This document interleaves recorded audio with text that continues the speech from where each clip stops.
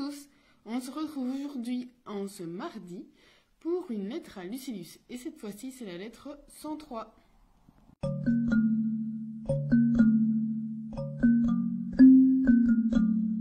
Alors vous allez certainement l'entendre, ma voix n'est pas comme d'habitude parce que je suis un peu malade, donc j'espère arriver au bout de cette lettre. Mais cette lettre elle est très courte mais riche d'enseignements. Sénèque dit à Lucilius: tu te tracasses surtout pour des choses qui arrivent rarement, comme un incendie ou comme l'effondrement de ta maison. Alors bien sûr, cela peut arriver, mais quand ça arrive, et si ça arrive, cela n'arrive pas de manière intentionnelle pour te faire du mal. Il dit nobis incidunt, non insidiantur. Donc ça nous tombe dessus, mais il n'y a pas de malice derrière ça. Ça peut arriver, comme cela peut ne pas arriver. Donc c'est vraiment un coup de malchance ou de chance que cela ne nous arrive pas. Mais, dit-il, ce envers quoi tu dois te prémunir et qui arrivera de façon certaine, c'est la malice des hommes, la malfaisance des hommes, la perniquièse, qui elle va frapper subitement, subita, sans signe avant-coureur, comme on pourrait y en avoir dans l'effondrement d'une maison avec des craquements ou comme l'incendie avec de la fumée. Et cette malice, cette malfaisance, elle est d'autant plus forte qu'elle va frapper de près. Donc, par exemple, si ça concerne quelqu'un qui nous est proche. Il dit de ne pas se fier à l'apparence des hommes et des femmes. Certains ont des hominum effigies, donc une apparence, une image d'homme, mais des animos ferarum, des cœurs de bêtes sauvages.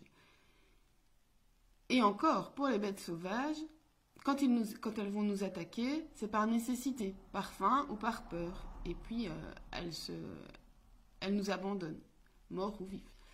Tandis que l'homme, lui, il va y prendre plaisir. Et donc, ça n'a pas de fin. Mais il dit, en pensant au danger que représente l'homme, donc en ayant ça en tête, pense aussi à ce qu'est le devoir de l'homme, l'officium, c'est-à-dire éviter de souffrir et d'éviter de faire souffrir. Donc, il lui recommande de se réjouir du bien des autres, du bien-être des autres, et d'être ému quand ils sont malheureux, et de se rappeler toujours ce qu'il doit faire, et ce à quoi il doit prendre garde, évidemment. Alors, qu'est-ce qu'il a à gagner à agir de cette façon? Bien sûr, ce n'est pas en prenant garde que personne ne va te nuire. Cela arrivera. Mais en tout cas, on ne te trompera pas. Tu seras prévenu. Et quand tu le peux, retire-toi dans la philosophie. Parce qu'elle va te protéger. Elle va te renforcer. Et elle te protégera in sinu. Donc c'est vraiment en son sein, comme une maman protège son enfant. Il dit que s'il se retire in sacrario, dans son sanctuaire, il sera protégé. Ou en tout cas plus en sécurité. Tutus et tutior, en latin. Il dit qu'on peut même ici promener à deux vieillards et qu'il parle de lui et de Lucilius, évidemment. Mais attention, il ne faut pas en faire trop étalage. Certains ont souffert, donc certains qui pratiquaient la philosophie en ont souffert parce qu'ils l'ont fait de façon trop insolente, de façon trop démonstrative. Il lui rappelle que la philosophie a pour objectif d'extirper de nous nos vices, mais pas de dénoncer ceux des autres. Les autres, on ne peut pas les changer. Et donc, il faut d'abord se concentrer sur soi-même. Et cela doit se faire de façon discrète. Et donc, il termine en disant « Licet sapere sine pompa sine invidia ».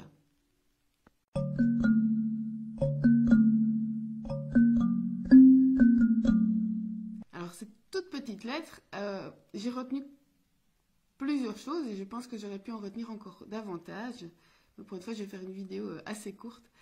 Concernant la confiance ou la méfiance qu'on peut avoir envers les personnes qui nous sont proches ou pas, la méfiance qu'on pourrait venir installer, elle est normale dans le sens où si je considère que la personne qui est en face de moi est un humain, eh bien elle a les défauts de l'être humain. Or, je sais que parmi les humains, il y a des gens qui sont plus malfaisants que d'autres. Ou même, on peut être quelqu'un de bien, on va dire, mais avoir de temps en temps les vices qui nous rappellent à l'ordre. Et, donc, je ne dois pas être étonnée que l'une ou l'autre personne veuille me nuire intentionnellement. Cela fait partie de l'âme humaine. Donc, dans ce cas-là, je ne vais pas être méfiante envers tout le monde, mais je ne vais pas accorder une totale confiance parce que je dois me rappeler que l'être qui est en face de moi est un être humain. De même, vis-à-vis de moi, si j'apprends à me connaître, je sais que je ne peux pas être, alors c'est l'objectif, hein, mais à 100% fiable. Première chose. Deuxième chose, c'était par rapport au fait d'éviter de souffrir. Alors quand on est attaqué, justement, quand on fait face à la malfaisance de quelqu'un, on peut vouloir attaquer de retour et donc se venger. Et ça m'a fait penser, parce que je lisais ce matin pour préparer mon cours pour mes sixièmes, je lisais un extrait de l'Énéide où on voit Énée, donc c'est au moment où, dans la guerre de Troie, au moment où Troie est en train de brûler, Énée voit Hélène, donc celle qui pour lui a déclenché, le déclencheur de la guerre de Troie, et c'est à cause d'elle que Troie est en feu, que Priam est mort, que Hector est mort, donc il veut vraiment, il envoie la cause de la guerre et de ce désastre. Et donc il se dit, je vais la tuer, comme ça, voilà, je vengerai tous ces gens-là. Et c'est à ce moment-là, Vénus, qui est sa maman, la déesse Vénus, lui apparaît et lui dit, mais enfin, ne fais pas ça, pense à moi, pense à ta famille, pense à ton fils, pense à ton père, tu ne gagnes rien à faire ça, concentre-toi davantage sur ce qui peut être sauvé, sur ce qui est important pour toi. Et pour moi, ça a beaucoup de sens. Alors, je suis vraiment tombée dessus par hasard et que ça correspondait bien à ce que je voulais dire aujourd'hui. Voilà, quand on est attaqué, il faut pouvoir se poser la question. Est-ce que ça vaut la peine de prendre de l'énergie, du temps, parfois de la santé, pour obtenir réparation? Alors dans certains cas, oui, c'est important. Et dans certains autres cas, non, ce n'est pas grave, on peut passer au-dessus. C'est juste une question d'orgueil, de dire, non, je ne peux pas laisser dire ça. Et pourquoi pas, on ne peut pas laisser dire ça. Je parle dans des cas pas très graves, hein, évidemment. Voilà, s'il y a vraiment eu une grosse blessure ou autre, dans certains cas, évidemment, il faut demander réparation. Mais quand c'est pas vraiment grave, est-ce que ça vaut vraiment la peine de le faire? Est-ce que je ne peux pas plutôt me concentrer sur ce qui est important et laisser mon ego de côté en disant, c'est pas grave, on peut penser ce qu'on veut de moi.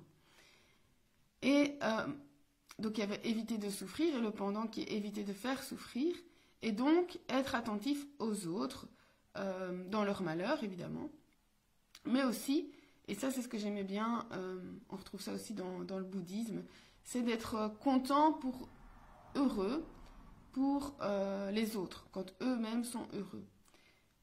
Parce que c'est pas nécessairement quelque chose de facile. On a souvent tendance à peut-être à avoir une pique d'envie, de jalousie, parce qu'on voit que les autres réussissent ou ils ont.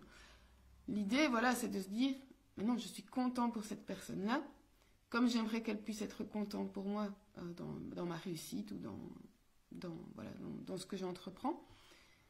C'est pas quelque chose de facile. Et donc, moi, c'est aussi quelque chose que j'essaie d'apprendre à moi-même d'abord, et à mes enfants, d'être content pour les autres. Ça, voilà, c'est pas, je dirais que ce n'est pas naturel, et donc on doit essayer que ça le devienne. Et puis, la dernière chose dont je voulais vous parler, c'était le fameux sanctuaire de la philosophie. Donc, le fait de s'y retirer le plus souvent possible pour être davantage en sécurité.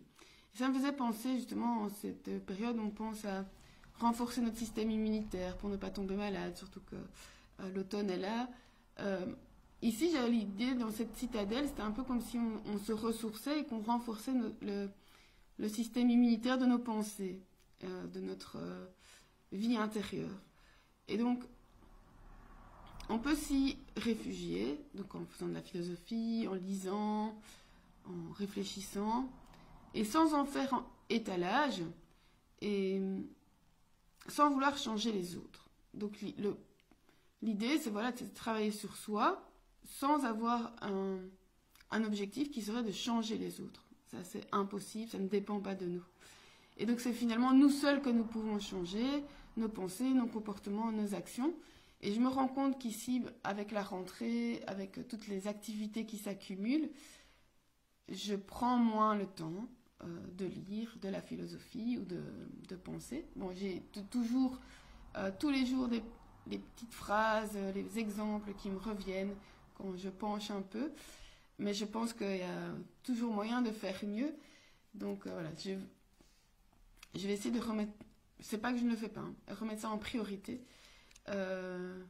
Voilà, pour renforcer ce système immunitaire de mes pensées. Parce que voilà, on en a besoin. Donc je vous invite à le faire aussi. Renforcer votre système immunitaire de pensée. On se retrouve la semaine prochaine pour la lettre 104. D'ici là, portez-vous bien ou à l'été. Ah oui, n'oubliez pas, les vidéos, je les mets aussi en podcast sur le podcast qui s'appelle La vie en mieux. Donc vous pouvez, si vous voulez éviter la vidéo, passer par le podcast. Et n'hésitez pas à partager si le contenu vous a plu. À la semaine prochaine!